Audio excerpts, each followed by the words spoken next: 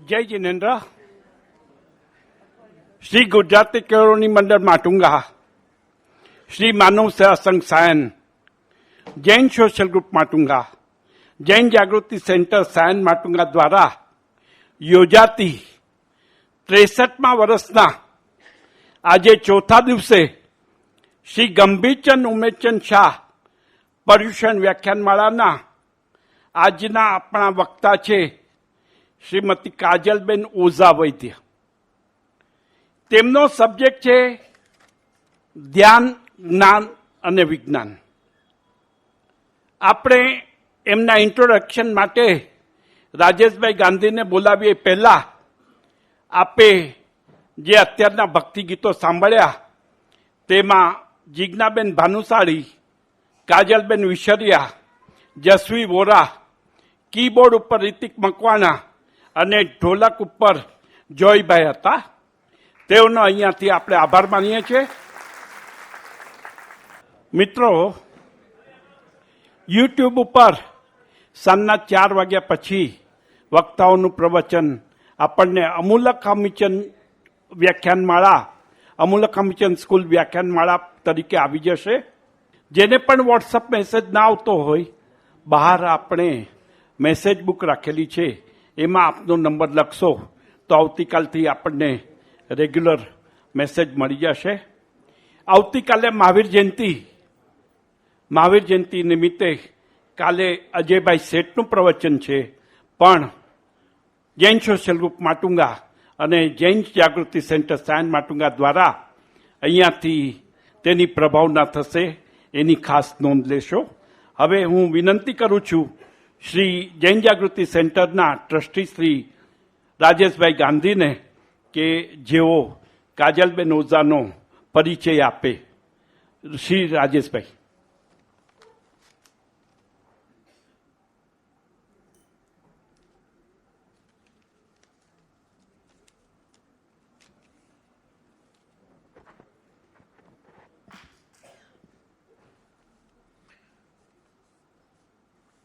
જય જિનેન્દ્ર. આપ સૌને મારા મિચ્છામી દુક્કડમ ઇન એડવાન્સ.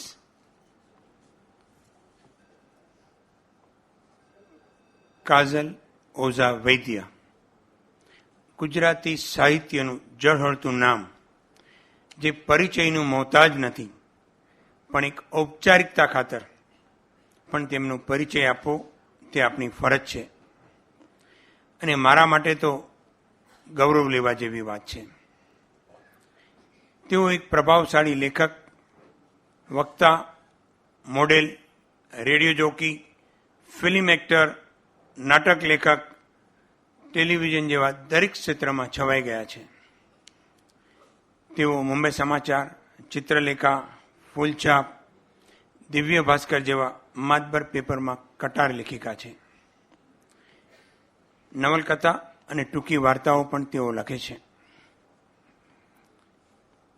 તેમણે લોકપ્રિય ગુજરાતી મૂવી ચાંદલો, ઉમરો અને તારો થયો તેમાં મુખ્ય ભૂમિકા તેમણે અદા કરી છે. સમગ્ર વિશ્વના કોઈ પણ ગુજરાતી સાહિત્યના પ્રોગ્રામનું તેઓ અવિભાજ્ય અંગ છે. કાજલબેન America, Australia, New Zealand, UK, Singapore, South Africa વગેરે અનેક દેશોમાં ટોક શો માટે આમંત્રિત મહેમાન હોય છે. તેમને અનેક પુરસ્કાર, પ્રિયદર્શની રાષ્ટ્રીય પુરસ્કાર, ફૂલછાપ એવોર્ડ, સંસાર ચંદ્રક એવોર્ડ, માર્શલ એકેડેમી એવોર્ડ, સાહિત્ય એકાદમી પુરસ્કાર, ટાઈમ્સ ઓફ ઇન્ડિયા લિટરેચર એવોર્ડથી તેઓને નવાજવામાં આવ્યા છે.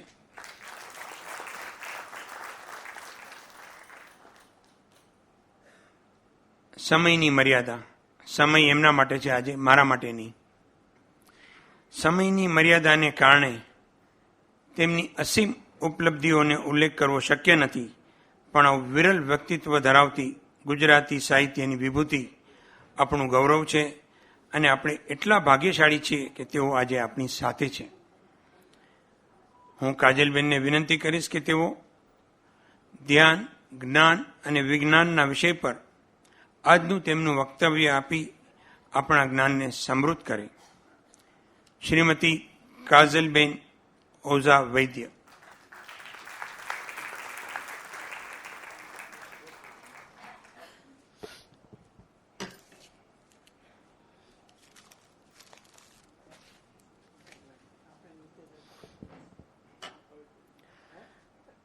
આપ સૌને મારા પ્રણામ.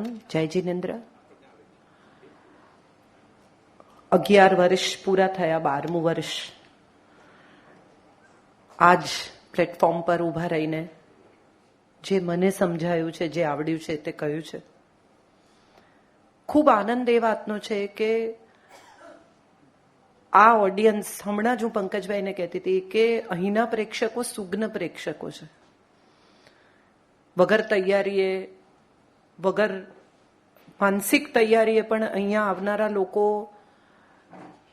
પોતાની જાતને સાબિત નથી કરી શકતા. એટલું અદ્ભુત ઓડિયન્સ આટલા વર્ષોમાં અહીંયા કલ્ટિવેટ થયું છે. કેટલા બધા ચહેરાઓ એવા છે જેને હું દર વર્ષે જોઉં છું અને પૂરી શ્રદ્ધાથી, પૂરી કમિટમેન્ટથી એ લોકો દર વર્ષે અહીંયા આવે, બધાને સાંભળે. એટલે મને તો એવું લાગે કે તમે બેસ્ટ જજ છો કે કોણ શું, કેટલી તૈયારી સાથે આવે છે, કોણ કેટલું વાંચીને આવ્યું છે, કોણ તમને શું ડિલિવર કરવા માટે આવ્યું છે. સો સમવેર ડાઉન ધ લાઇન તમને સૌને વંદન છે કે તમે દર પર્યુષણ વ્યાખ્યાનમાળાને આટલી સિન્સિયરલી અટેન્ડ કરો છો. તો આપ સૌને વંદન.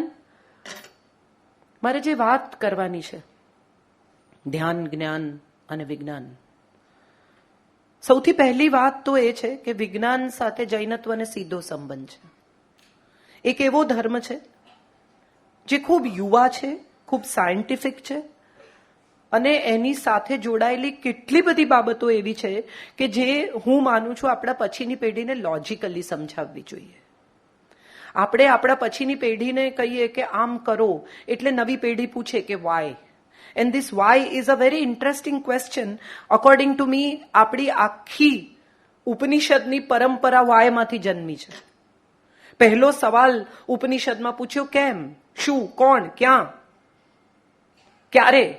અને આ સવાલોના જવાબોમાં આટલું જ્ઞાન ભારતીય પરંપરામાં નીપજ્યું. તો આ વાય જનરેશનને પહેલા તો તમે એમ નહીં કહેતા કે આવું કહ્યું છે માટે, આવું થયું છે માટે, અમને નથી ખબર પણ આવું ચાલે છે. ના, એ નહીં સાંભળે. According to me, this is a wonderful generation which wants to know everything which is logical, which is true, which is correct, and which is relevant. So, for me, to bring this generation to the religion or spirituality, એમના સવાલોના જવાબ આપજો. કારણ કે આ scientific ધર્મ તમારી પાસે છે જ.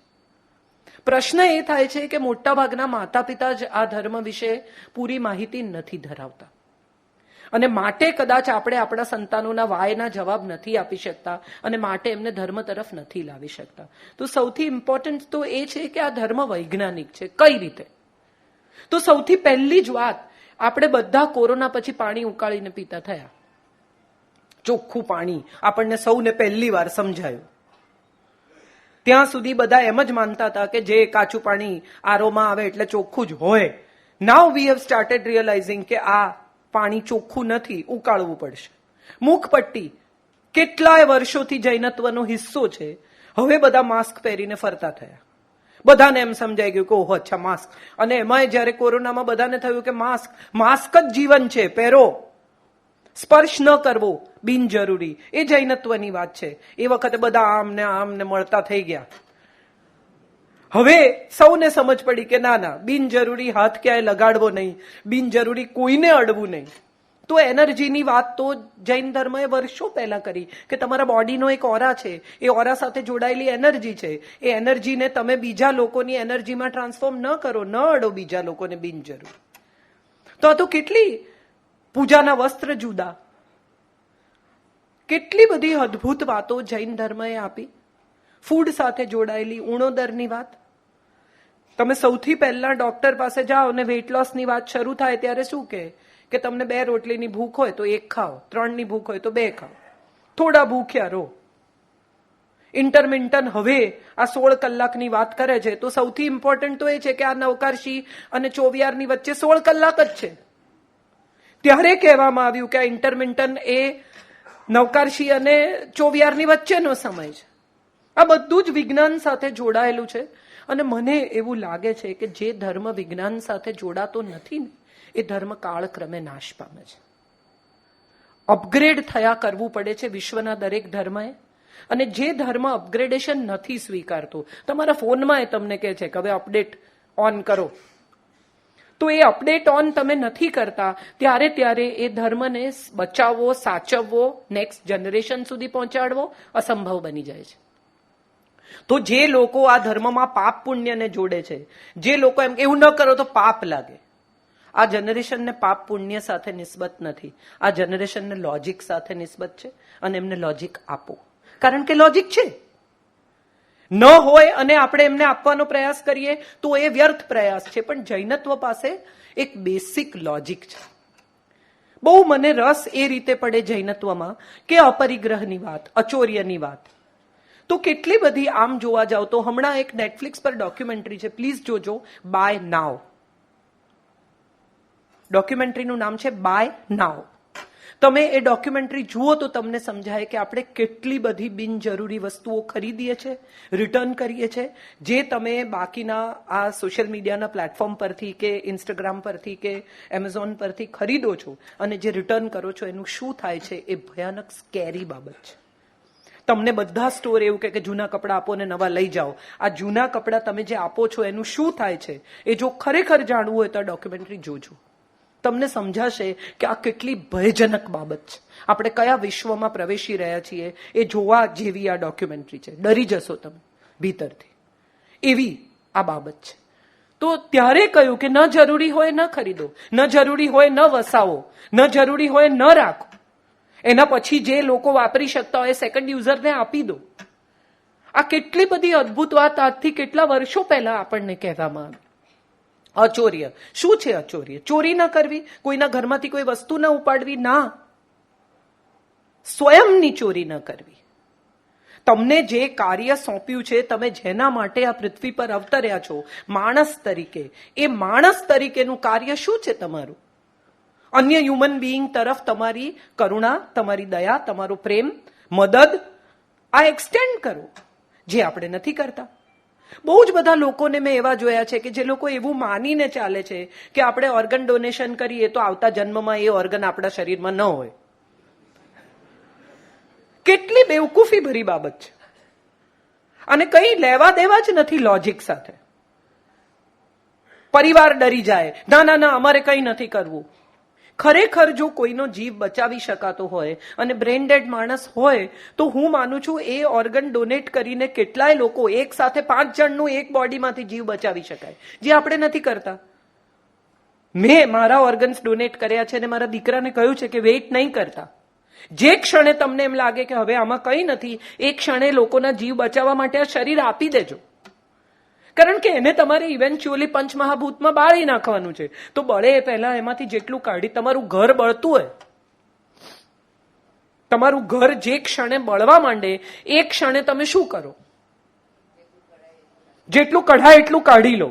તો જે શરીર હવે પછી બળી જવાનું છે, જે નશ્વર છે, જેમાં હવે કંઈ બચવાનું નથી રાખ સિવાય, એ શરીરમાંથી તમે જેટલું કાઢીને બીજાનો જીવ બચાવી શકો એટલો મારા હિસાબે બચાવવો જોઈએ. મને હમણાં જ વાત કરી પંકજભાઈએ કે સન્ડે ફ્રેન્ડ્સ નામનું એક ગ્રુપ છે જે લોકો આ કાર્ય કરી રહ્યા છે. અને ભય કે ડરની જરૂર નથી. કઈ એવું તો છે નહીં કે જીવતા માણસના ઓર્ગન કાઢી લે, આપણે કઈ કિડનીનો વેપાર તો કરતા નથી. તો ડરી જવાની જરૂર નથી. હું એવું માનું છું કે ડરી જવાને બદલે સમજી જવાની, શીખી જવાની જરૂર છે. અને એ સમય હવે શરૂ થઈ ચૂક્યો છે. સ્કિન, તમે વિચારો, બર્ન્સ જેને થયા હોય, 90% બર્ન્સ, એને જો સ્કિન ડોનેટ કરવામાં આવે તો એ માણસ ફરી નોર્મલ થઈ શકે છે. હાર્ટ વાપરી શકાય, કિડની વાપરી શકાય, હવે તો લંગ્સ પણ ટ્રાન્સપ્લાન્ટ થાય છે, લીવર ટ્રાન્સપ્લાન્ટ થાય છે. તો બળતા ઘરમાંથી કાઢી લેવું યોગ્ય નથી.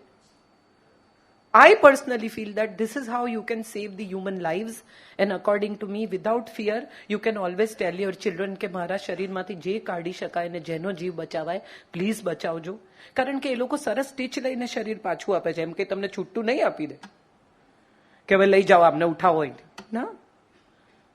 You come back as an intact body, and when you come back, according to me, your children will have the satisfaction of donating something which is worth. પૈસા આપતા બધું ખરીદી શકાય છે, માનવ અંગ ખરીદી શકાતા નથી. તો આ એક કામ બહુ મને લાગે છે કે મોટું છે. વાત મારે જે કરવી છે વિજ્ઞાન સાથે જોડાયેલી. તમે વિચારો કે હવે તબીબી વિજ્ઞાન કેટલું બધું આગળ વધી ગયું. દરેક વસ્તુનો ઉપાય છે તમારી પાસે, દરેક વસ્તુની દવા છે, દરેક વસ્તુ માટે કંઈ તૈયાર છે. આ તબીબી વિજ્ઞાન સાથે તમે દરેક વાતના, હવે તો કિડનીના નેફ્રોલોજીના પણ અલગ ડોક્ટર્સ છે, ન્યુરોસર્જન, ન્યુરોલોજિસ્ટ, કાર્ડિયોથોરાસિક, કાર્ડિયોપલ્મેનોલોજિસ્ટ, આવા બધા 50 બ્રાન્ચીસ તમારી પાસે ઉપલબ્ધ છે. ત્યારે મારે એક વાત એવી કહેવી છે કે જગતનું કોઈ વિજ્ઞાન આપણને જીવતા શીખવી શકતું નથી. કોઈ તબીબ તમને જીવન નહીં શીખવી શકે. જીવન આપી શકશે, જીવન બચાવી શકશે, જીવતા શીખવી નહીં શકે. તો જીવતા કોણ શીખવશે? અહીંથી શરૂ થાય છે મૂળ ધ્યાનની વાત. આંખો બંધ કરો, હાથ આમ કરો, શ્વાસ ઊંડા લો, શ્વાસ પર ધ્યાન આપો. આ ધ્યાન નથી. બહુ બધા લોકો મને ધ્યાન નથી લાગતું, તે કઈ વાંધો નહીં. આટલા બધા વિચારો આવે તો વિચાર આવવા દો, કારણ કે વિચાર નહીં હોય તો તમે શું હશો? જે ક્ષણે you stop thinking, that is the time when you are not there. Your mind is the only thing which tells you that you are alive. તમારું મગજ જ તમને જીવતા રાખે છે. Brain dead is dead. So that means વિચારો આવે એટલે તમે ધ્યાનમાં નથી એવું નહીં માનતા. હું જયારે અહીંથી બોલું છું ને 1 કલાક, ત્યારે હું ધ્યાનમાં હોઉં છું. હું ઉતરું પછી મને તમે પૂછો કે હું શું બોલી તો મને યાદ નથી હોતું. That itself means that I am completely with you and you are completely with me. The moment you are 100% at some place, with some thought, doing something with your 100%, it is dhyan. And this is the truth. એક માં જ્યારે પોતાના સંતાન માટે રસોઈ બનાવતી હોય ને ત્યારે ધ્યાનમાં હોય છે. એ જે ઝીણું ઝીણું સમારે, કોને શું ભાવે છે, આ તીખું નહીં ખાય, આમ ગૃહિણી જેટલું ધ્યાન વિશ્વમાં કોઈ કરતું નથી. આ સત્ય છે. તમે વિચારી જુઓ કે એક ગૃહિણીને કેટલું યાદ રહે છે. છોકરાને કેટલા વાગે લેવાના, કેટલા વાગે મૂકવાના, કોને ક્યાં ઉતારવાના, કોણ શું ખાશે, કોણ શું કરશે. આ એક આખું ગૃહ જેનું ઋણી છે ને સાહેબ, એ ગૃહિણી છે. આખું ઘર જેનું ઋણી છે. દરેક માણસના ગમા અણગમા, ભાવ અભાવ, આની સાડી ઇસ્ત્રી કરવાની, આના કપડા ઇસ્ત્રી કરવાના, છોકરાઓનો યુનિફોર્મ મૂકવાનો, બેગ ભરી કે નહીં, ડબ્બો ભર્યો કે નહીં, અને આ બધાની વચ્ચે એ સ્વયંને સૌથી વધારે અવોઇડ કરે છે. પણ એ સ્વયંને અવોઇડ કરે છે ને ત્યારે અન્ય માટે જીવી જાય છે. અને હું એમ માનું છું કે અન્ય માટે જીવી જવું ને એનાથી મોટું ધ્યાન જગતનું બીજું કોઈ નથી. આ સાચું ધ્યાન છે. બધા લોકો યોગની, હમણાં તો યોગ દિવસ ને લાખ લોકો યોગ કરે ને આમ બોડી. ખરેખર યોગ શરીરનો વિષય જ નથી, યોગ મનનો વિષય છે. નહીં તો ભગવદ્ ગીતામાં વિષાદ યોગ હોત જ નહીં. જો વિષાદ યોગ છે તો એનો અર્થ એમ થયો કે વિષાદ સાથે જોડાયેલો આ યોગ છે. આ મનસ્થિતિની વાત છે. યોગ એક મનસ્થિતિ છે. તમારા મનની શું સ્થિતિ છે એ યોગનો સાચો અર્થ છે. જે આપણે તો શરીર યોગા કરે છે. ગા ક્યાંથી આવ્યું? રામા, કૃષ્ણ. આ આપણી ભાષા જ નથી. આપણી ભાષા રામ છે, આપણી ભાષા કૃષ્ણ છે, આપણી ભાષા યોગ છે. આપણે આ અચાનક એ ઉમેરતા થઈ ગયા. કેમ? તો કે વિદેશથી આવ્યું. આજથી સદીઓ પહેલા આપણા ઋષિઓએ સમજાવ્યું હઠયોગ, બીજા યોગ. શું છે આ હઠયોગ? શું છે આ યોગ? તો એ વિશે આપણને ખબર નથી, માટે આપણે જોડાઈ ગયા વિદેશીઓ સાથે ને આપણને થયું યોગા. આ શરીરની કસરત જ નથી, આ મનની કસરત છે. અને હું એવું માનું છું કે ધ્યાન એ માત્ર મનનો વિષય છે. તમે મનથી શાંત થઈ જાઓ એટલો જ ધ્યાનનો ઉદ્દેશ. શું છે મનથી શાંત થવું? તમે અહીંયા આવ્યા છો, હવે ગાડીની ચાવી લીધી છે કે નહીં, ફલાણાનું ગીઝર ચાલુ નથી રહી ગયું ને, ફલાણાનું અરે ગેસ ચાલુ નહીં હોય ને, ફલાણા અરે પેલા કેમ ના આવ્યા હજી સુધી. આ બધું જે કરે છે ને એ તમે અહીંયા છો જ નહીં. જ્યાં હો ત્યાં રહેવું, જેમ હો તેમ રહેવું, અને જે કરી રહ્યા છો તે કરવું, આ ધ્યાનની સાદી વ્યાખ્યા છે. આ 3 વસ્તુ સિમ્પલ છે જે તમને ધ્યાન શીખવે છે. આપણે બધા જાણે અજાણે 50 વસ્તુઓમાં વહેંચાયેલા છીએ. શૂન્ય તરફનો પ્રવાસ છે ધ્યાન. મને બધું આવડે છે એવું માનનારા માણસને કોઈ દિવસ ધ્યાન થાય જ નહીં. મારા એક મિત્ર છે, એ હિપ્નોસિસ કરીને તમને રિગ્રેશન કરાવે ને ફલાણું ને. મને બહુ ક્યુરિયોસિટી છે આવી બધી વાતોની. જે થવાનું એ થાય, પાછી નહીં આવું રિગ્રેશનમાંથી તો કઈ નહીં, મને લઈ જાઓ. એટલે 3-4 વખત એમણે મારી સાથે પ્રયત્ન કર્યો. આંખો બંધ કરને, આમ કરને, ફલાણું કરને, ફોકસ કરને, મને સાંભળને. આ બધું કર્યા પછી કે હું બોલું છું એ તને સંભળાય છે? કે હા સંભળાય છે. તને આમ થાય છે? કે હા થાય છે. તો કે તને નહીં થાય. કેમ? કારણ કે તું સરેન્ડર નથી કરતી. ધ્યાન એ સરેન્ડરનો વિષય છે. આ કુદરતની સામે સરેન્ડર કરવું, આ પ્રકૃતિની સામે સરેન્ડર કરવું એ ધ્યાન છે. તમે આ કુદરત સાથે એકાકાર થતા જ નથી. એક બહુ સુંદર વાર્તા ગઈકાલે ઓશો રજનીશને હું નિયમિત સાંભળું છું, ગઈકાલે પણ સાંભળતી હતી. ત્યાં એક બહુ સરસ વાર્તા મને મળી કે એક રાજા છે, એ જાય છે એક સાધુ પાસે અને કહે છે મને જ્ઞાન આપો, મને જ્ઞાન આપો, મારે આ બધું ચમત્કાર તમે જે કરો છો એ બધા મારે શીખવા છે, સમજવા છે. એટલે સાધુ એને કહે છે કે જો અહીંયા 15 છોડ છે, આ પાણીનો જારો ઉપાડ અને 15 છોડને પાણી રેડ. એટલે રાજા જાય કે આ શું યાર બોગસ મારી પાસે ટાઈમ વેસ્ટ કરાવે છે, આ કઈ શીખવાની રીત છે. છોડ લે, ફટફટ ફટફટ પાણી પાઈને આવી જાય છે. તો કે કયા કયા છોડ હતા તે જોયા? મેં નથી જોયા. તો કે તો તે શું પાણી પાયું? કેટલા સૂકા પાંદડા હતા તને ખબર છે? તો કે નથી ખબર. તો કે તો તે શું પાણી પાયું? એ 15 છોડને પાણી પીવડાવતી વખતે બીજો કોઈ વિચાર ન કરવો, માત્ર એ છોડમાં તારું ફોકસ હશે અને કોન્સન્ટ્રેશન હશે તો જ એ ધ્યાન છે. તું આટલું કર, પછી આપણે આગળ વાત કરીશું. એટલે રાજાએ કહ્યું કે અચ્છા, પછી પાણી પીવડાવ્યું. મેં કર્યું, આટલા સૂકા પાંદડા છે, એટલું આમ છે, એટલું આમ છે. Very good. હવે ત્યાં ઉપર ચડી જા, ટેકરી ઉપર, આંખો બંધ કરી શાંત થઈ જા અને વાંદરાનો વિચાર નહીં કરતો. 1.5 કલાક પછી પાછો આવ્યો, અકળાયેલો, ચીડાયેલો કે મને વાંદરા સિવાય કોઈ વિચાર નથી આવતો. કેમ? કારણ કે એને ના પાડી. જે નિષેધ છે એ સૌથી પહેલું પ્રિય છે. તમને જે ક્ષણે ડોક્ટર એમ કહે ને કે મીઠાઈ છોડી દો, એ ક્ષણે બહાર નીકળીને જેટલી મીઠાઈ વાળાની દુકાન હોય ને એ પહેલી દેખાય. ત્યાં સુધી તમને ગળ્યું ભાવતું ન હોય, પણ હવે ના પાડીને, હવે આ મીઠાઈની દુકાન ઉપર તમારું ફોકસ થયું.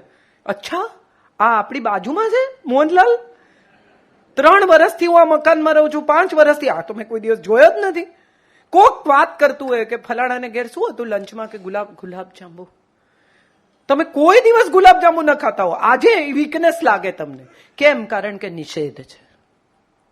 ધ્યાન એ નિષેધ સાથે સંયોજિત થવાની એક એવી પ્રક્રિયા છે કે તમને જે નથી ગમતું, નથી જોઈતું, નથી કરવાનું, એને તમારું મન રિજેક્ટ કરે. ઘણા લોકો પર્યુષણમાં ઉપવાસ કરે પણ લિસ્ટ બનાવી રાખે કે પતે પછી આટલું આટલું ખાવું છે. પહેલા મદ્રાસ કેફે, પછી પાણીપુરી, પછી ફલાણું. આ આટલા 6 દિવસનું મારું 6 દિવસ નથી ખાધું એનું 6 દિવસનું લિસ્ટ છે. જેવું પતે એવું પહેલે દિવસો સાહેબ પાણીપુરી. તો તમે ધ્યાનમાં નથી. ઉપવાસ એટલે ની પાસે બેસવું. ઉપનિષદ એટલે નામાંથી મેળવવું. આ બહુ ઇન્ટરેસ્ટિંગ શબ્દ છે. ઉપવાસ કરવો એટલે સંયમથી રિજેક્ટ કરવું. તમને 6 દિવસ જો તમે તમારી જાતને સંયમિત ન રાખી શકતા હો તો વિશ્વનું કોઈ ધ્યાન તમને ક્યારેય લાગશે નહીં. આંખો મીચો, અંધારું કરો, ઓમ વગાડો, તમારે જે કરવું એ કરી લો. અને જો 50 લોકો તમારી આજુબાજુ ખાતા હોય અને છતાંય તમે એમ કહી શકો કે ના બસ આઈ એમ ડન, આજે નહીં, મન નથી થતું. એ મન ન થવાની પ્રક્રિયા એ ધ્યાન લાગવાની પ્રક્રિયા છે. હું બહુ બધા લોકોને જોઉં તો સામયિક કરવા બેઠા હોય ધ્યાન બધું. બેલ કોનો વાગ્યો, કુકરની કેટલી સીટી વાગી, કોણ આવ્યું, કોને ચાલુ હોય સામયિક, પણ આમ જોવાનું તો એ ધ્યાન નથી. જૈનત્વ એ રીતે પણ વિજ્ઞાન છે કે તમને 48 મિનિટ એક જગ્યાએ કોન્સન્ટ્રેટેડ, ફોકસ્ડ, વિધાઉટ એની અધર થોટ બેસતા શીખવે છે. આપણા બાળકોને આપણે શીખવતા નથી સામયિક, પણ જો તમને તમારા બાળકો હાઈપર છે એવી ફરિયાદ હોય તો pregnant mother two teenage child સુધી બધાને એકવાર સામયિક કરવાની જરૂર છે. યુ ઓટોમેટિકલી કામ down, because there is nothing to do.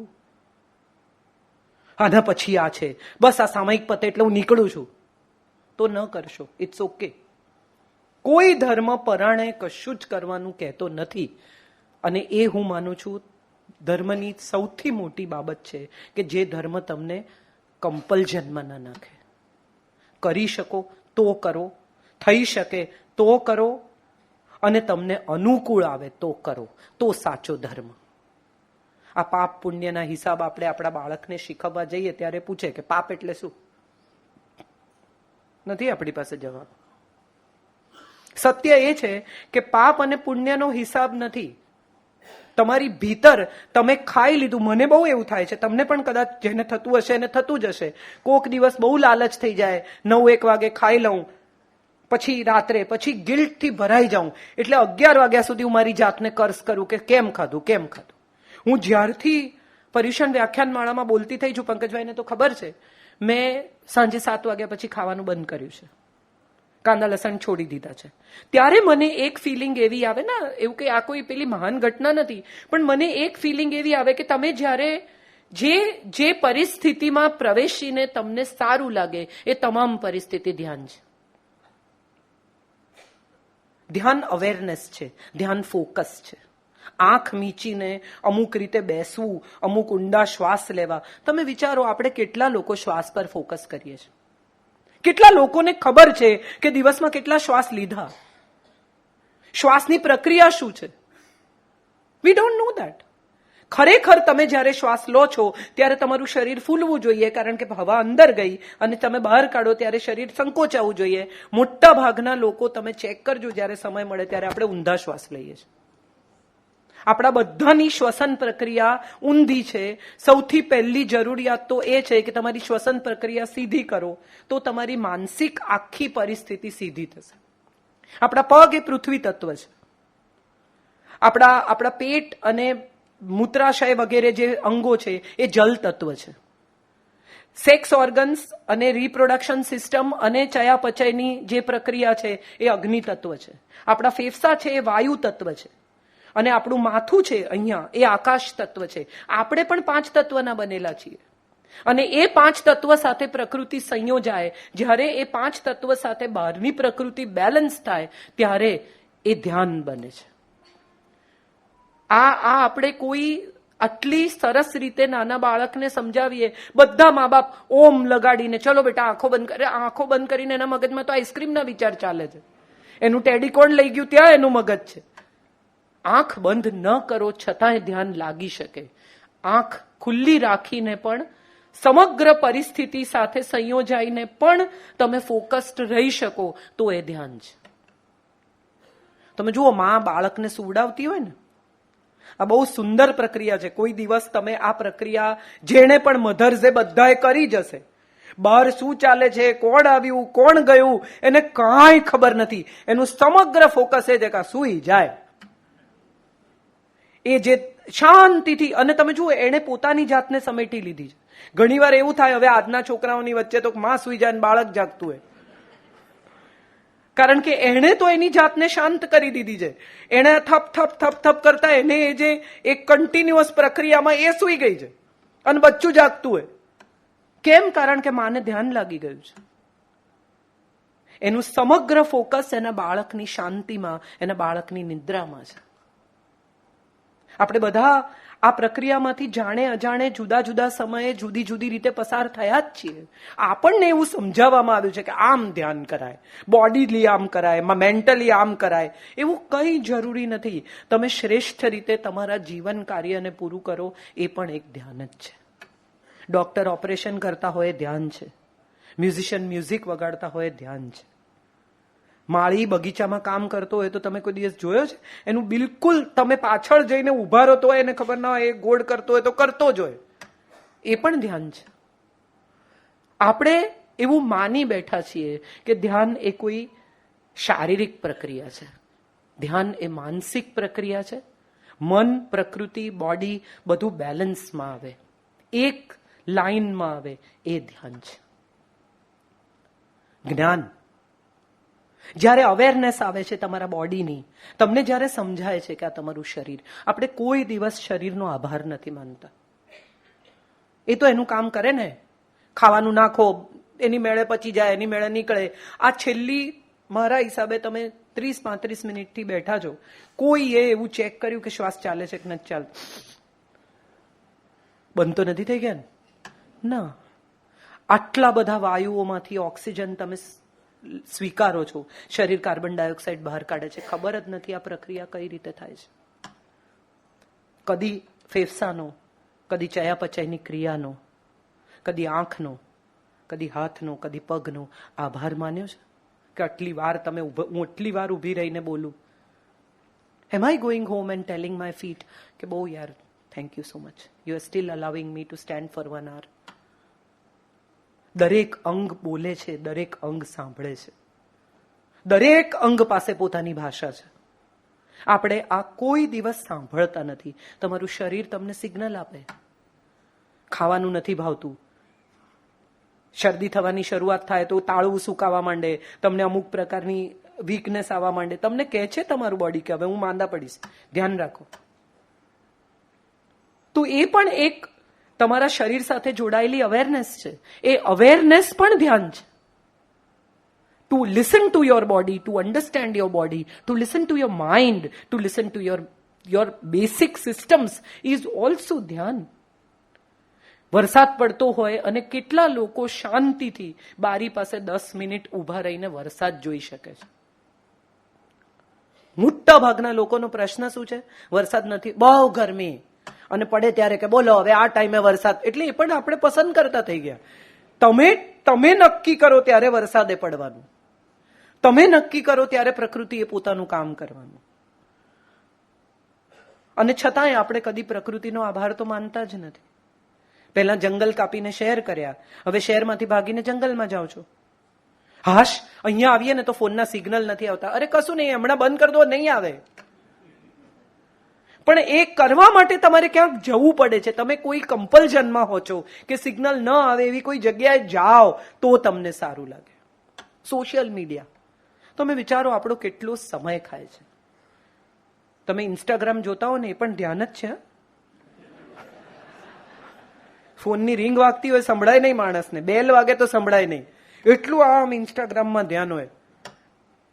તજનું પત્તું નામ લખીને બાળો તો એનું સત્યાનાશ થાય. 4 લવિંગ ખોસી દો તો 2 જણાને છૂટા પાડી શકાય. હોય આવું કોઈ દિવસ? માનવામાં આવે છે. એસા કરો તો લક્ષ્મી કી બરસાત હોગી. તો સારું ને, બરસાત હોગી તો હવે કામ નથી કરવું, આટલું જ કરો, બેઠા રહો. ખાલી તજના પત્તા પર એક આંકડો લખીને ચોકડો દોરીને બાળી નાખો, પછી ક્યાં કામ ધંધો કરવાને? આવશે ને પૈસા, એની મેળે બેલ મારીને બેગ આપી જશે તમને. જે નથી થતું એ વિશે આપણે બધા અજાણતા જ આકર્ષાઈ જઈએ છીએ. સત્ય એ છે કે કૃષ્ણ સારથી બને, બાકી ગાંડીવ તો તમારે જ ઉપાડવું પડે.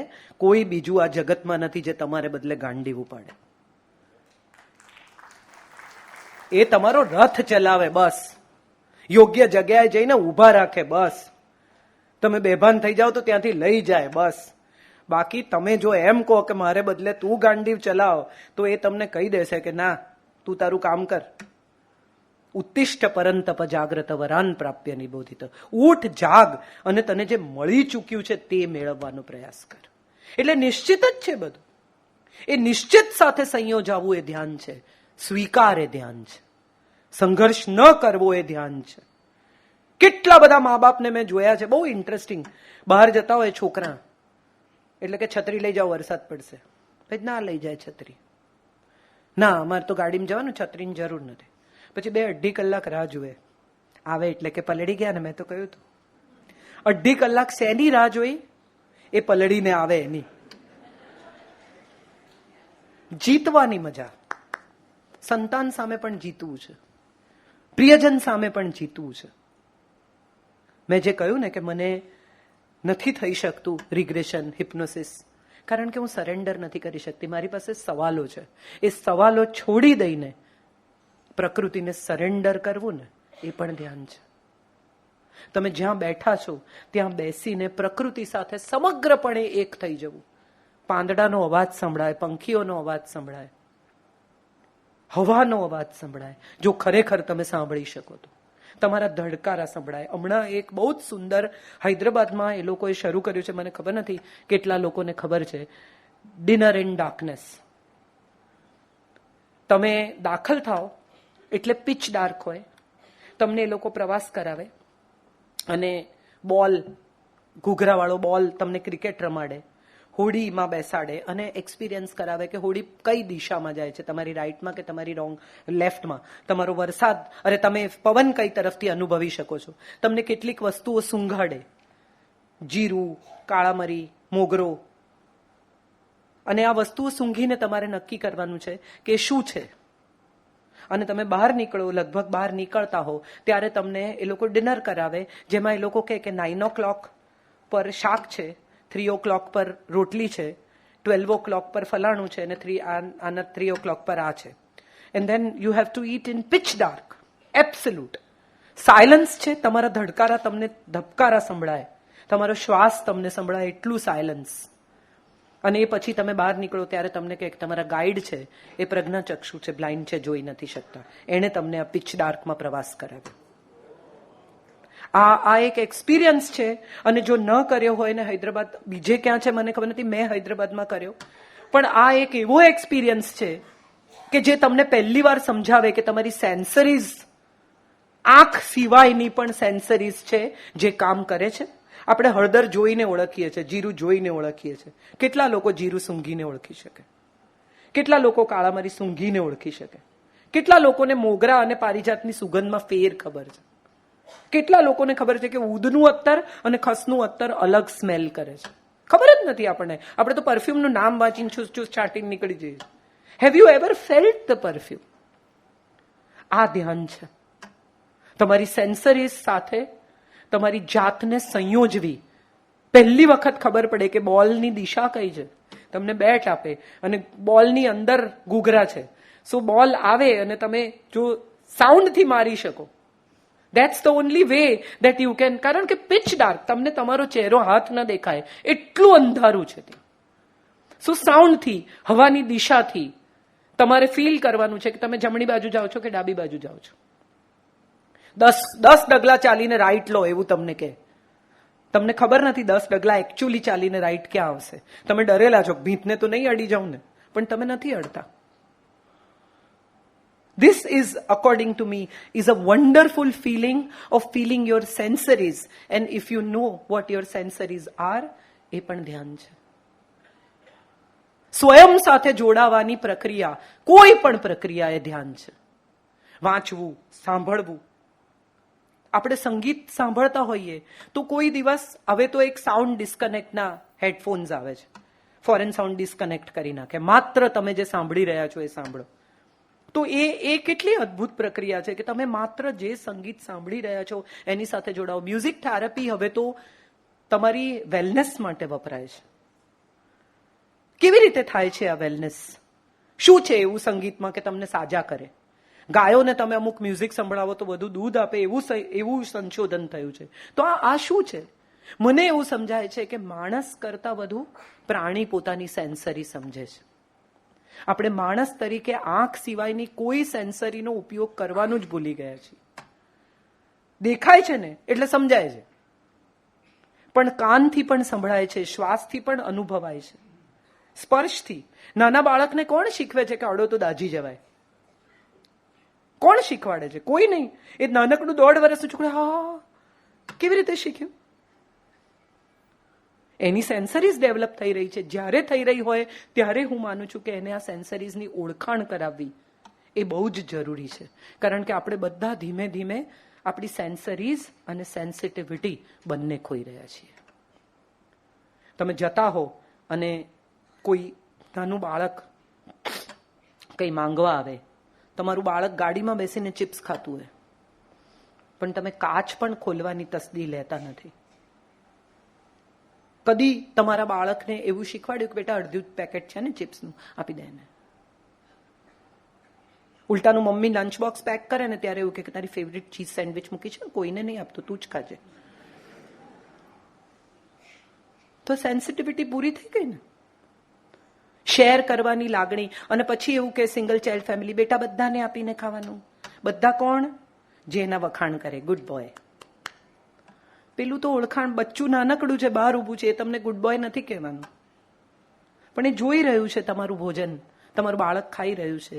તમારા બાળકને શીખવો કે અડધું પેકેટ આપી શકાય, અડધામાંથી અડધું પણ આપી શકાય. તો હું માનું છું આ કરુણા, આ સમજ, આ બીજા સાથે વહેંચી શકવાની એક અદ્ભુત આવડત સામેની વ્યક્તિમાં તમે રેડી શકો, ઉમેરી શકો, શીખવાડી શકો. અન્ય વિશે અનુભૂતિ કરવી એ પણ ધ્યાન છે. બે પ્રકાર છે, સહાનુભૂતિ અને સમાનુભૂતિ. સહાનુભૂતિ બહુ લોકોને હોઈ શકે, સમાનુભૂતિ શક્ય જ નથી. મને કાંટો વાગ્યો છે તો તમે બહુ તો એમ કહી શકો હું સમજી શકું છું તને કેટલું પેન થાય છે, પણ મને જેટલું પેન થાય છે એટલું તો તમને કદી થવાનું જ નથી. તો એ સમાનુભૂતિ સંભવ જ નથી. લોકો જ્યારે હું ઘણું I can understand, no you don't say you can understand, because you can't. Nobody can feel what you are feeling. So what you are feeling, understanding that feeling is also ધ્યાન. તમારી સમજણ તમારી પીડા સાથે, તમારા આનંદ સાથે, તમારા સુખ સાથે, તમારી જરૂરિયાત સાથે, તમારા વિચાર સાથે સંયોજાઈ શકે તો એ પણ એક પ્રકારનું ધ્યાન છે. કારણ કે લોકોમાં આ રિધમ હોતી જ નથી. તમે કંઈ વિચારો છો, તમે કંઈ કરો છો, તમે કંઈ બોલો છો, આ બધાને એકબીજા સાથે કોઈ રિધમ નથી. જો તમારા શરીરમાં રિધમ આવી જાય કે તમે જે વિચારો છો એ જ તમે બોલો છો, એ જ તમે જીવો છો, તો તમે એક ફોકસ્ડ વિચારથી તમારી આખી વ્યક્તિત્વને જુદું બનાવી શકો. અને એ ખાલી હું છું એવું નથી, બાકીના કોઈ પણ માણસ આ કરી શકે જો એનામાં આ ફોકસ હોય. મારે શું બોલવાનું છે એની તો મને ખબર હોવી જોઈએ. હું અહીંયા આવીને એલફેલ જે મને ફાવે બોલું, તમે કદાચ સહિષ્ણુ ઓડિયન્સ તરીકે કલાક સહન બી કરી જાઓ, પણ નેક્સ્ટ યર નક્કી થઈ જાય કે આને રહેવા દેજો, આને નથી સમજણ. પણ જો મારી વાત તમારા સુધી પહોંચે છે તો એનો અર્થ એમ થયો કે હું જે કહી રહી છું એ મને સમજાય છે, ને મને સમજાય છે માટે તમને સમજાવી શકું છું. જે મને જ નથી સમજાતું એ તમને શું સમજાવું? મેરી દાસ્તાન કો જરા સા બદલ કર મુझे ही સુનાયા સવેરે સવેરે. આમાં એવું છે કે મને જ નથી સમજણ પડતી, તમને શું સમજાવું? તો આ સમજણ સાથે જ્ઞાન જોડાયેલું છે. ધ્યાન પછી જ્ઞાન એટલા માટે આવે છે કે તમે જ્યારે ફોકસ થાવ છો, તમે જ્યારે સરેન્ડર થાવ છો, તમે જ્યારે સમજી શકો છો, તમે જ્યારે સંવેદના અનુભવી શકો છો, તમે જ્યારે સહાનુભૂતિ સાથે જોડાવ છો, ત્યારે જ્ઞાન પ્રવેશે છે. જ્ઞાન પુસ્તકોમાં નથી, મસ્તકોમાં છે. મોટા ભાગના લોકો એમ માને છે કે મેં બહુ વાંચ્યું છે માટે મને બધું આવડે છે. એક સારો એન્જિનિયર, સારો માણસ નહીં હોય ને તો પુલ તૂટી પડશે, પણ એક સારો માણસ, સારો એન્જિનિયર નહીં હોય ને તો ચાલશે, આ જગત ટકી જશે. આપણા બધાનો પ્રશ્ન એ છે કે આપણે સારા માણસનું નિર્માણ કરવાનું ધીરે ધીરે ભૂલવા માંડ્યા છીએ. ગુડ હ્યુમન બીઈંગ એ સાચું જ્ઞાન છે મારા હિસાબે. સામેની વ્યક્તિ, કેટલા બધા લોકો તમે પણ અનુભવ્યું હશે, હું પણ અનુભવું છું કે હવે વિમાનમાં, ટ્રેનમાં તમારી બાજુમાં કોક બેઠું હોય ને એની સહિષ્ણુતા ઝીરો હોય.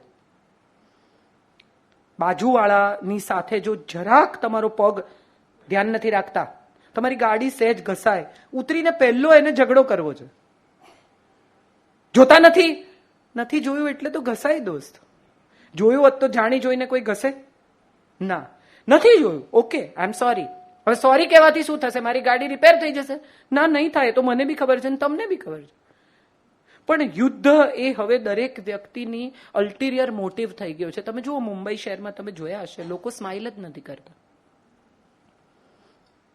તમે જોયું છે આ વાત? સ્વીકારો છો? માણસો રસ્તા પર ચાલતા, ગાડી ચલાવતા, સ્ટેશન પર, સિનેમા જોવા આવેલો માણસ, પિક્ચર જોવા આવ્યો છે, તું તારા પરિવાર સાથે, મિત્રો સાથે, બેનપણી સાથે, ગર્લફ્રેન્ડ સાથે, જેની બી સાથે આવે, પિક્ચર જોવા, આનંદ તો કર ગાંડા. 500 રૂપિયાની ટિકિટ લઈને આવ્યો છે, 250 રૂપિયાના સમોસા ખાય છે, મજા તો કર.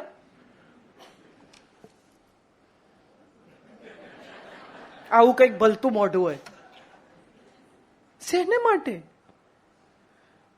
કઈ વાતે?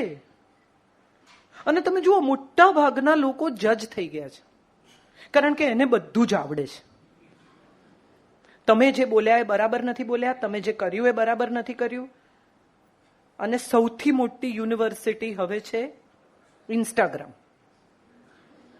તમામ જ્ઞાન ત્યાં ઉપલબ્ધ છે. અને ઇન્સ્ટાગ્રામ પાછું વોટ્સએપ કરે. કેટલી રેસિપીઝ વિશ્વભરની બધા ચેક કરે. તમે એમાંથી કેટલું બનાવ્યું? તમે કોઈ દિવસ વિજ્ઞાન, સૌથી મોટું વિજ્ઞાન આયુર્વેદ, એ તમને એમ કે છે કે કાંદા અને દૂધ, કાંદા અને દહીં ભેગું ખવાય જ નહીં. મોટા ભાગની રેસીપીમાં કાંદા લસણ સોતડે, પછી એમાં ક્રીમ નાખે, દૂધ અને કાંદા ભેગા ખવાય જ નહીં એમ વિજ્ઞાન, શરીર વિજ્ઞાન, તબીબી વિજ્ઞાન, આયુર્વેદ બધા કહે છે. અને છતાંય આપણે આ રેસીપી જોઈને બહુ tasty. Have you ever noticed કે તમારું જ્ઞાન કેટલું વ્યર્થ છે? કેટલા બધા લોકોને નોંધ્યા છે કે તમને ફોરવર્ડ સવારના પોરમાં મોકલે. અને આ બધા ફોરવર્ડમાં શું હોય? માણસે જીવનમાં શું કરવું જોઈએ. આમ કરવાથી આમ થાય, આમ કરવાથી આમ થાય, ત્યાગ કરો, સમજદારી બતાવો, બલિદાન કરો. તમે એને ખાલી ફોન કરીને એમ કહો ને કે આઈ એમ સો સોરી, પણ તમારી ગાડી મારાથી સહેજ આજે ઠોકાઈ ગઈ છે, હું તમારા ઘર પાસે. પછી એની સમજદારી, એનું જ્ઞાન, એની આવડત, એનો સ્નેહ, આ બધું તમને સમજાઈ જાય. તો અર્થ એ થયો કે જ્ઞાન ફોરવર્ડ કરવા માટે છે, સ્વયં ઉપર કશું એપ્લિકેબલ નહીં. જ્ઞાન એ છે જે તમને વ્યક્તિ તરીકે સમૃદ્ધ બનાવે.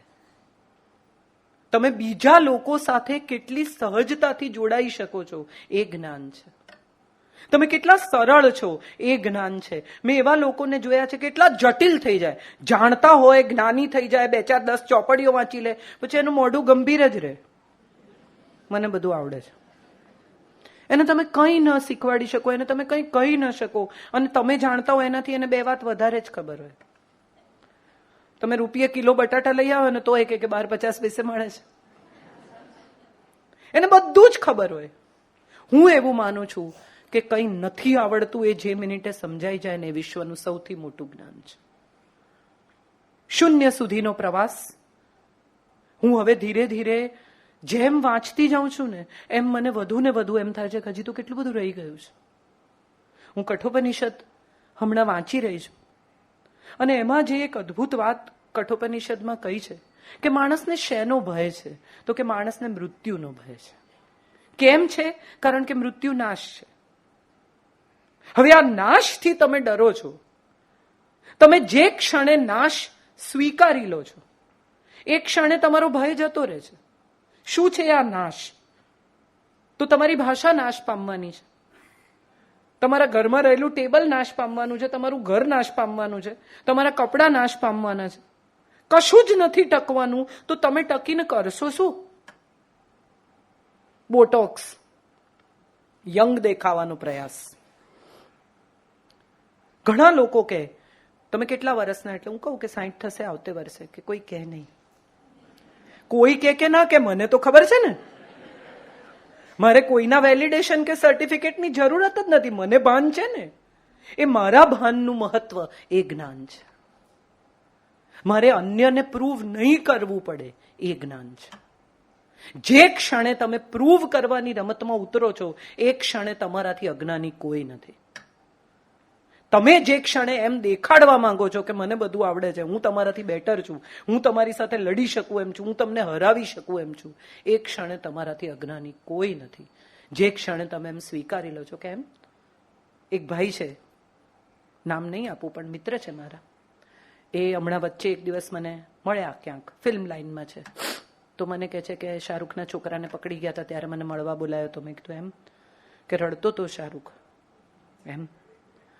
પછી શું? મેં મદદ કરી, બધું પોલીસમાં એમ ગોઠવી આપ્યું. મેં કીધું બહુ જ સરસ. એમના ગયા પછી એક બીજો મિત્ર બેઠો હતો, એ મને કે ગપ્પા મારે છે. મને ખબર જ છે. તો કે તો તું શું એમ કરીને એને સાંભળતી હતી? તું એને ખોટો પાડીને શું પ્રૂવ કરીશ? એને નથી ખબર કે ખોટું બોલે છે.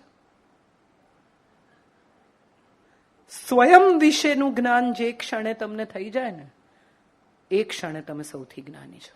તમને તમારું જૂઠ સમજાવવા માંડે એ મિનિટે તમે કોઈ દિવસ કોઈની પણ સાથે જૂઠું નહીં બોલો, કારણ કે તમે સ્વીકારી લો છો કે હા, આ જૂઠ છે, હું ખોટું પ્રૂવ કરવાનો પ્રયાસ કરું છું.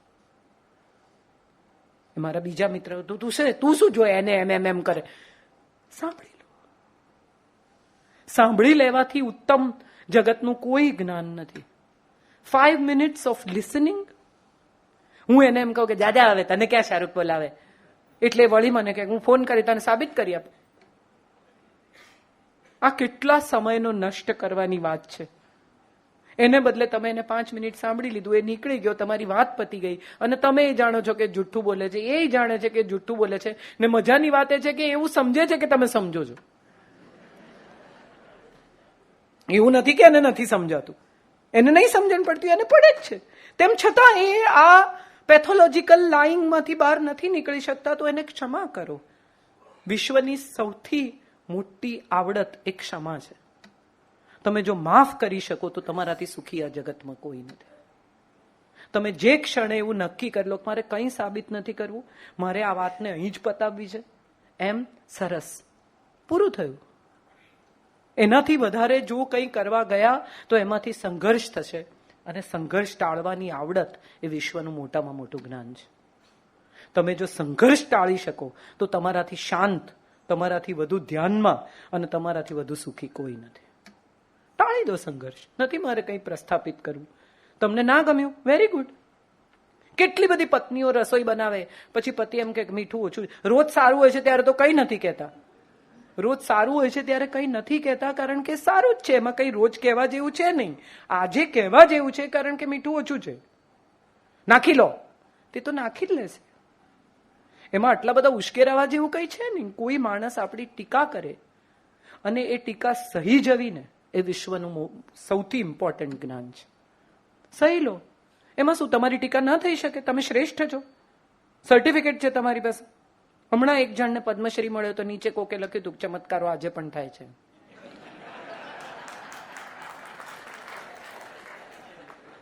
That is the time when you feel. તમે લડવા જશો એ માણસને. કેટલા બધા લોકોને હું એવા ઓળખું છું કે જે ફેસબુક પર યુદ્ધ કરે છે. કેટલા જવાબ આપે ને, કેટલા સમયનો વેડફાટ ને, કઈ ખુશીમાં કરો છો? ન કરો. આ ફેસબુક એ યુદ્ધનું મેદાન નથી. તમે એને લખ્યું, તમે વાંચી લીધું. એ તમારી વોલ પર લખવા આવે છે ને એનું કારણ જ છે કે એને એની વોલ પર કોઈ નથી વાંચતું. એ ઈચ્છે છે કે એને કોક વાંચે, માટે તમારી વોલ પર આવીને લખી જાય. લખવા દો, એને મજા કરવા દો. તમે જે ક્ષણે અન્ય માણસની ટીકા અથવા અન્ય માણસના અપમાનને સિરિયસલી લો છો ને, એ ક્ષણે અપમાન બને છે. ત્યાં સુધી અભિપ્રાય જ હોય છે. આપણો પ્રશ્ન એ છે કે આપણે અભિપ્રાયને અપમાન માનીને એમાં ઇન્વોલ્વ થઈ જઈએ છીએ. એને અભિપ્રાય રાખો. It's all right. તમને એવું લાગે છે એમ જ હશે. અને બીજું સૌથી ઇમ્પોર્ટન્ટ અને સૌથી મજાની વાત શું છે, તો કે તમે ફેસબુક પર યુદ્ધ કરો, તમે આર્ગ્યુમેન્ટ કરો, તમે સામસામી દલીલો કરો, એ બધું કર્યા પછી એ તો જે માને છે એ જ માનવાનો છે. કલાક તમારો વેડફાઈ જાય પછી એ ગાડીમાં બેસીને તમારાથી છૂટા પડીને પહેલું શું કહેશે? ગાડો સમજતો જ નથી. એટલે એનો અર્થ એમ થયો કે તમારો કલાક નષ્ટ, તમારી આર્ગ્યુમેન્ટ નષ્ટ. એના મગજમાં તો 1 ઇંચ પણ તમારી વાત ઉતરી નથી. તો જવા દો. નહીં ઉતરે એવા સત્ય સાથે એને છોડી દો. એને જે દિવસે એનું જ્ઞાન થશે ત્યારે થશે. તમે તમારા જ્ઞાનની ચિંતા કરો. આપણે નથી કરતા. આપણે બીજાને જ્ઞાન આપવા માટે એટલા ઉત્સુક છીએ કે પોતાના જ્ઞાન વિશે વિચારતા જ નથી. અકોર્ડિંગ ટુ મી, જ્ઞાન is knowledge and not information. Our problem is we are treating information as knowledge. Please don't treat information as knowledge. આ 13, 14, 15 વર્ષના છોકરાઓને જે ઇન્ફોર્મેશનનો મારો કરવામાં આવે છે, એમને એમના માતા પિતાએ શીખવવાની જરૂર છે કે there is a vast difference between knowledge and information. હજારો પ્રકારની ઇન્ફોર્મેશન હોઈ શકે. એ ઇન્ફોર્મેશનમાંથી તારવીને તમારે યોગ્ય, તમારે જરૂરી, તમને જે સાચું લાગે એટલું સ્વીકારવું ને એ નોલેજ છે. અને નોલેજ જીવનભર રહે છે, એ ક્યાંય જતું નથી. ઇન્ફોર્મેશન થોડા સમયમાં વાઇપ ઓફ થઈ જાય છે. નોલેજ તમારી સાથે રહેશે જીવનભર. ઇન્ફોર્મેશન નીકળી જશે. સો જે રહે છે તે જ્ઞાન છે, જે ચડાઈને તમારી સાથે ટકી જાય છે એ જ્ઞાન છે. અનુભૂતિમાંથી જન્મ લે છે એ જ્ઞાન છે. અનુભવમાંથી જે જન્મ લે છે એ જ્ઞાન છે. અને સૌથી મહત્વનું, ભૂલમાંથી જે આવડે છે એ જ્ઞાન છે. આપણે બધા મોરારી બાપુને કોઈકે એકવાર પૂછ્યું હતું કે માણસ શું ખાય તો અક્કલ આવે? બદામ, કેળા, ફલાણું ઢીકણું, બધા જુદા જુદા લોકોએ જુદો જુદો જવાબ આપ્યો. બાપુએ કહ્યું ઠોકર ખાય તો અક્કલ આવે. ખાવા દો ઠોકર. તમે જો ઈચ્છતા હો કે તમારું સંતાન જ્ઞાની થાય તો એને ઠોકર ખાવા દેજો, એને ભૂલ કરવા દેજો. તમારા બાળકની ભૂલ હોઈ જ ન શકે એવા અહંકારમાં નહીં રહેતા. એને પણ અધિકાર છે ખોટો નિર્ણય કરવાનો, એને પણ અધિકાર છે ભૂલ કરવાનો, એને પણ અધિકાર છે રડવાનો, એને પણ અધિકાર છે પોતાની ભૂલ સ્વીકારવાનો. પણ આ બધા વખતે પેરેન્ટ તરીકે ઉભા રહેજો. એના ઘૂંટણ છોલાય ત્યારે દવા લઈને પાસે જજો કે કઈ વાંધો નહીં બેટા, પડાય તો ખરું. એ પડે ત્યારે એમ નહીં કહેતા કે જોયું ને, પડ્યો ને, અમે તો કહ્યું તું. ના, એને એનો અનુભવ જોઈએ છે, એની પાંખો નવી છે, એને ઉડવા દો. એનું આકાશ નવું છે, એ પડશે. એ નહીં પડે તો ઉડતા નહીં શીખે, માટે એને ઉડવા દો. એ ઉડે અને પડે ત્યારે પેરેન્ટ તરીકે માત્ર ઊભા રહેજો અને એને કહેજો કે ચાલ બેટા ફરી ઉડ. કારણ કે નિષ્ફળતા છે ને તમે સ્વીકારતા નથી ને ત્યાં સુધી વધુ એક પ્રયાસ જ હોય છે. આપણો પ્રશ્ન એ છે કે આપણે નિષ્ફળતા સ્વીકારી લઈએ છીએ કે હવે નિષ્ફળ. ના, એ વધુ એક પ્રયાસ છે. Teach your child that it is not a failure, it is one more attempt which is required to be done. Let's do it. આ જ્ઞાન છે અકોર્ડિંગ ટુ મી. છેલ્લે ફરી વિજ્ઞાનની વાત પર આવું. આપણે બધા વિજ્ઞાન સાથે જોડાયા પછી વિજ્ઞાનને જીવનમાં ઉતારતા નથી. મને એવું લાગે છે કે ધર્મ સાથે જોડાયેલા વિજ્ઞાનને જીવનમાં ઉતારો. ધર્મ બહુ બધું શીખવે છે. શું છે ધર્મ? ધારયતી ઇતિ ધર્મ. તમને ધારણ કરે છે એ ધર્મ છે, તમને ટકાવે છે એ ધર્મ છે. તમે આમ નહીં કરો તો ધર્મ નાશ થશે. ધર્મનો કદી નાશ થઈ શકે જ નહીં. ધર્મ સંસ્કૃતિની ધરોહર છે, આપણી પરંપરા છે, આપણા પાયા છે. અને જો નાની નાની વાતમાં બે માણસ ટીકા કરે ને તમારો ધર્મ અચમચી જતો હોય તો સમજજો કે તમારા ધર્મમાં તમારી શ્રદ્ધા ઓછી છે. તમારી શ્રદ્ધા કોઈ હલાવી શકે જ નહીં. એનું નામ શ્રદ્ધા, બાકી એ બિલીફ છે. ફેથ કોને કહેવાય? ફેથ એ છે જે કોઈ ન હલાવી શકે. નરસિંહને ખબર હતી કે આવશે કૃષ્ણ. મીરાને ખબર હતી કે ઝેર પી જઈશ તો કઈ નુકસાન નહીં થાય, આવશે. તો દ્રૌપદીએ હાથ ઊંચા કરી દીધા કે આવશે, પૂરશે કપડા. એ શ્રદ્ધા છે. According to me, faith is something which is never ending process and which keeps renewal every time and again. તમારી શ્રદ્ધાને રિન્યુ કરતા રહો, તમારી શ્રદ્ધાને વધુ ને વધુ બળ આપતા રહો. અને એ બળ કઈ રીતે મળે? તો ધર્મ સાથે જોડાયેલા વિજ્ઞાનને સમજવાથી, ધર્મ સાથે જોડાયેલા લોજિકને સમજવાથી, ધર્મ સાથે જોડાયેલા સત્યોને સમજવાથી. હમણાં જ કોઈક બહુ જ સુંદર મહારાજ સાહેબ સાથે હું વાત કરતી હતી. એમણે બહુ સુંદર વાત મને કહી કે એ સમયે માનવ બલિ, પશુ બલિનો સમય હતો. તો મહાવીર સ્વામીએ એમ કહ્યું કે કીડી પણ ન મારો, જીવોને અભય આપો. એનો અર્થ એમ થયો કે નાના નાના જીવોને તમે નિર્ભય કરો તો મોટા જીવને તમે નહીં મારો. આ એક લોજિક છે. ધીમે ધીમે પગથિયા ચડવાની પ્રક્રિયા છે કે નાના જીવને બચાવો. એનો અર્થ એમ થયો કે પશુ બલિ નહીં, એનો અર્થ એમ થયો કે માનવ બલિ નહીં. તો આ એક સમજણ છે જે ધર્મએ આપણને આપી. જીવો સાથે કરુણા કરો. બાકી તમે વિચાર કરો કે તમે આમ ન કરો ને તમે આમ ન કરો તો ઘઉં તો ખાવ જ છો, રોજ પેસ્ટિસાઇડ છાંટે છે. શાકભાજી તો ખાવ જ છો, પેસ્ટિસાઇડ છાંટે છે. કેટલું નહીં ખાઓ, શું નહીં કરો? અગત્યનું એ છે કે તમે કેટલું કરી શકો છો એટલું કરો. જે નથી થઈ શકતું એને છોડી દો. એ સાચો ધર્મ છે. પરાણે જાત પર જુલમ કરીને અમુક રીતે કરવું જ પડે, નહીં તો પાપ લાગે, આવું કોઈ પાપ જગતમાં છે જ નહીં. શરીર સાથે અન્યાય કરીને સ્વયં પર અત્યાચાર કરીને પાળવામાં આવે એ ધર્મ નથી, એ સજા છે. ન કરો. ઉદાસ ધર્મ વિશ્વમાં છે જ નહીં. વિશ્વનો દરેક ધર્મ આનંદનો ધર્મ છે. વિશ્વનો દરેક ધર્મ શાંતિનો ધર્મ છે. વિશ્વનો દરેક ધર્મ સરેન્ડરનો ધર્મ છે. માટે એ સરેન્ડરનું વિજ્ઞાન જો પ્રકૃતિ સાથે જોડીએ અને સ્વયંને સરેન્ડર કરતા શીખીએ તો હું માનું છું આપણે સાચું પર્યુષણ ઉજવી રહ્યા છીએ.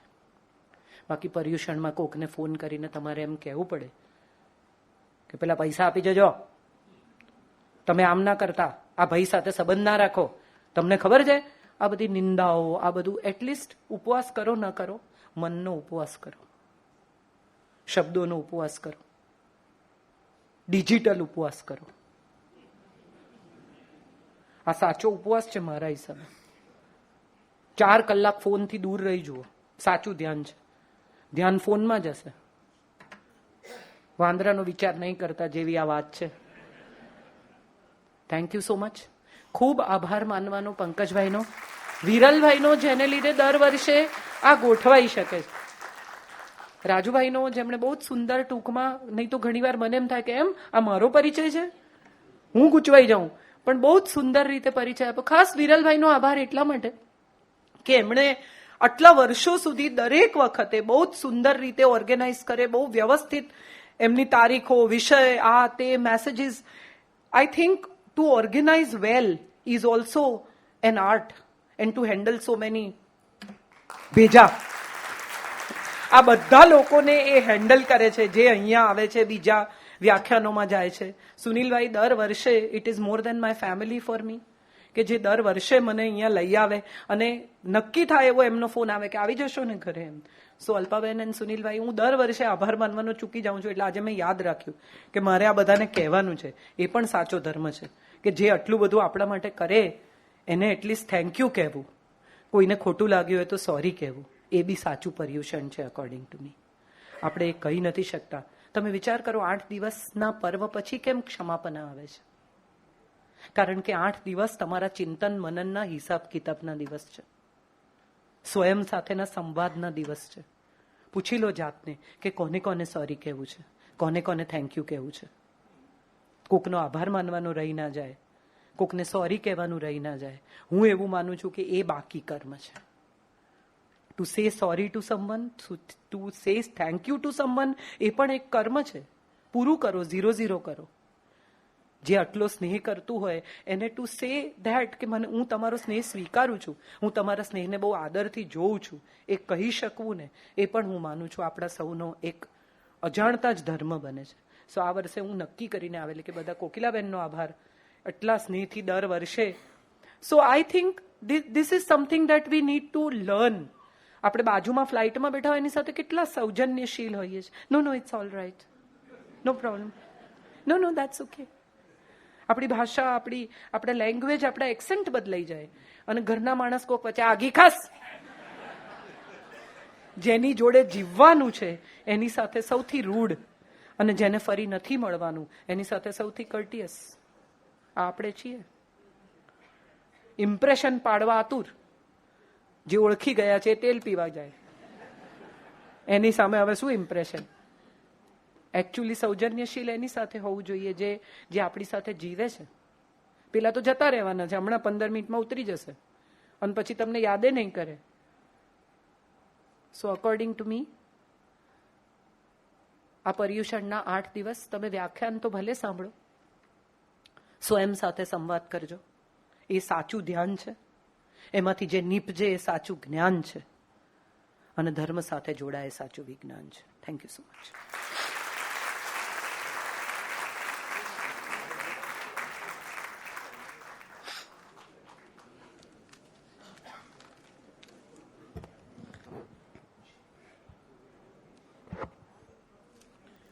ધ્યાન, જ્ઞાન અને વિજ્ઞાન. કાજલબેન જેવી વ્યક્તિ બોલતા હોય ને, એની ઉપર કોઈ વિવેચન ન હોય.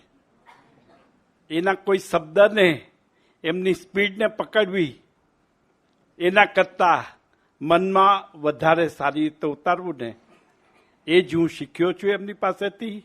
ખૂબ સરસ કાજલબેન. અને આ જ રીતે દરેક વર્ષે અમે તમને આવકાર આપતા રહીશું. આપ જરૂરથી આવશો. આવતીકાલે રવિવાર તારીખ 24/8/2025 વક્તા છે શ્રી અજયભાઈ શેઠ.